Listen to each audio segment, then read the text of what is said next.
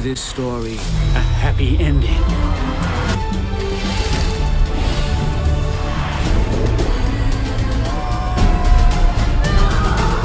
Hello guys, my name is Sri, this is my best friend Mark, and welcome to another exciting episode of Moviedudeinc. We just saw Kubo and the Two Strings. It was a great movie. You just said it wasn't great. I said it was a great movie. That's what I said. I didn't say it wasn't great. Yeah, you did. I heard you. My mistake. It was a great movie. Anyway, Hanzo, Kubo's father, was a strong and funny warrior who died protecting his mother and Kubo. His grandfather took one of Kubo's eyes, and he lives with his mother on a mountain near a town that does an annual festival. Kubo has a talent for playing a three-string guitar. He has the power to turn paper into paper figures that tell stories. Suddenly, his deceased sisters, Sinister Sisters. Yeah, we'll just call them Sinister Sisters, find him, and his mom sacrificed her life to save Kubo. All that Kubo has left is his quote-unquote charm, Mr. Monkey, who has to protect him at all costs. In order to destroy them, our heroes have to find the Sword Unbreakable, the Blast Plate, and a knight's helmet in order to destroy his grandfather, sisters, and restore peace. That's basically it, really. What you like about the movie? But there's a lot of stuff in here. There's a lot of stories and things that even I couldn't explain in this one video.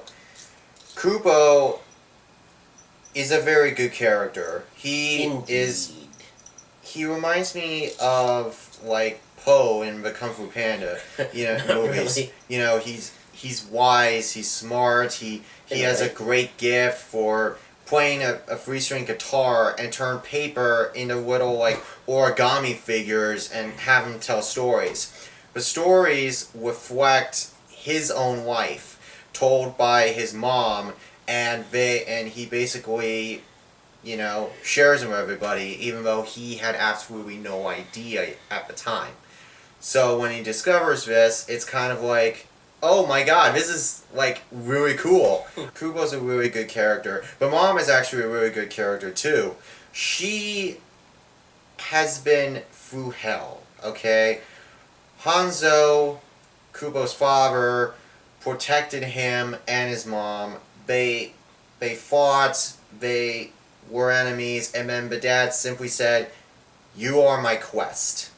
And they've been together ever since, and even then when Kubo was born, Hanzo died trying to save them both. So now that it's just Kubo and the mom, there's a certain bond that they share. The mom is basically drained, worn out, just almost fading.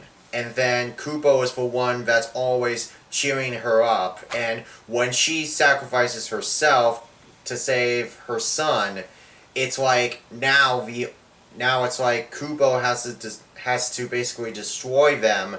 But in order to do that, the monkey has to protect him at every second that there is, no matter what the obstacles are. And there's a lot of character development here. Interesting stuff. The whole idea of this movie is telling stories. The stories that he tells, he says, if you need to blink, do it now. If you fidget, if you turn away, if you even forget one part of the story, then our hero will most surely perish. And then, in my mind, I'm thinking, wow, this is serious stuff here. This isn't just any storyteller. No, you have to pay attention. You have to stay right here. No matter what you do, you have to pay attention. And I'm just thinking like, wow. We're not going to try and spoil too much in this review itself, because you really need to see this movie. Because there are a lot of spoilers, but we're not going to... I just gave you, like, a brief summary of where it starts. Where its, you know, middle begins and when it and how it ends, we'll keep secret because it is a good movie. It is really good. The people who made this film, Laika, I think, Laika, I don't know, whatever. They're the guys responsible for Paranorman, which I thought was a very interesting little horror film. It's an animated horror film about a kid who loves horror films and can talk to the dead. So definitely check that out if you haven't already. But basically, Kubo and the Two Strings takes that idea and turns it into a whole other level. There's so many ideas wrapped around in this movie, but I couldn't even tell you them all. One of them was an annual festival where where the town, they have a thing where they buy this lantern and they talk to their dead relatives, and the people from the dead tell them stories, and they share with them, and then what they do, they cast their soul off into where they need to go. Into the great beyond. Into like the great beyond until they come back and do the other thing all over again. There's like this guy who we never really see, but we hear about, this like moon spirit guy, Moon Bright or whatever, and so basically, man, there's so much in this movie. Beetle was cool. Yes, one of the characters that joins Kubo and Mr. Monkey on their journey is this guy named Beetle, who has absolutely no identity whatsoever.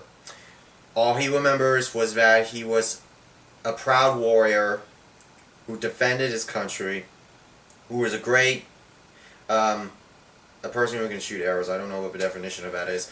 And the sisters might have taken his memory away. Maybe that's the reason why, you know? Spoiling it. No, I'm just saying. But, you know, he was a proud warrior, and now he's, as he puts it, cursed to be in this body of a beetle. But he's really good with the arrow. He can he's like Robin Hood. He can shoot like 5 of them at the same time. Which is pretty awesome. The animation was great. The power of Kubo was amazing. Oh my god, the animation. I love stop motion, okay? I don't care what anybody says. Stop motion is awesome. So, no surprise, they did a great job here. Everything is like Kubo's in the style of like it's all beauty, all nice. Everything's in the style of paper, but like the waves of the ocean is like a paper kind of style. They actually took step by step. Yeah, and the way that Kubo uses his guitar to like turn the papers into figures and everything. I don't know how they did that. But yeah, magical powers. But the thing is that his mom gave him the powers because he was born to have these powers and to have him. He did have it a little bit, I think. Remember, he told stories. Yes. With his guitar. Yeah. He did with his guitar all the time. He's going to the city. He's going to the city every day and telling the stories. He had powers anyway. He still had it. He still had it though. I know. But it was like she gave him more powers. She gave him the powers because more powers. Because she says that her entire life is fading, and now she is trying to pass it on to her one and only son, and like when there's a lot of cool stuff in this movie that there's this one part where Kubo can turn leaves into a boat. That's kind of cool. How awesome is that? And another thing is that while we're getting on to the story, the writing is just smart. I don't really have anything bad to say about the writing. The writing was just spot on. There was always a piece of dialogue to keep you interested, a piece of funny stuff, information you needed to know. It's kind of like when your grandmother or grandfather sit down in a chair somewhere and just tell you stories of their past and whatever. These animations cool. These animations should always continue. They're really good. Yeah, they've only made like 1 or 2 things so far. They should actually continue making more. They're really good. Yeah, because they're really smart, really interesting. When they make movies like these, they know how to make it really smart and interesting. Well, Disney does that too, but this is stop motion. There's a whole other world with stop motion. Hell, I can think of like a couple good stop motion things right now. You have the Wallace and Gromit series, Jason and the Argonauts, Earth vs. the Flying Saucers, Clash of the Titans, the original. Yeah, but there's so many good stop motion things. It's just incredible. Like, the amount of time that it takes to animate this kind of stuff. It'll take you like a week just to animate just 5 seconds.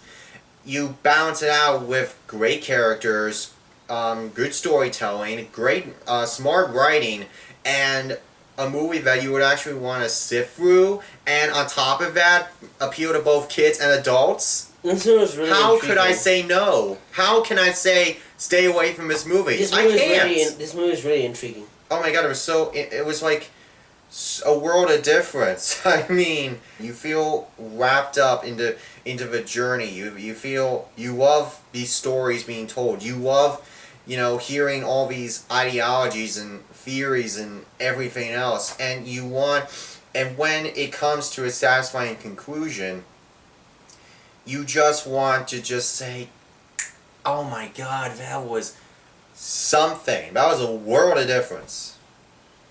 Although, to be fair, I did see Southside with You, which was pretty good too. But anyway, I do have a few problems with it though, but thankfully they're just nitpicky things. One, there's no real original. First of all, these are going to be spoilers, so if you have seen the movie already, then stick around. If not, we'll conclude by saying that it's a really good movie.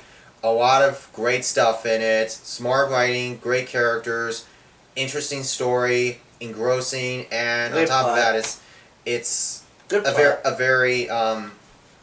it's a good animated film, not just for kids but also for adults. So go check that out. I say 4.5. Definitely good for Blu-ray to get. Yeah, I say 4.5 stars. 5 out of 5.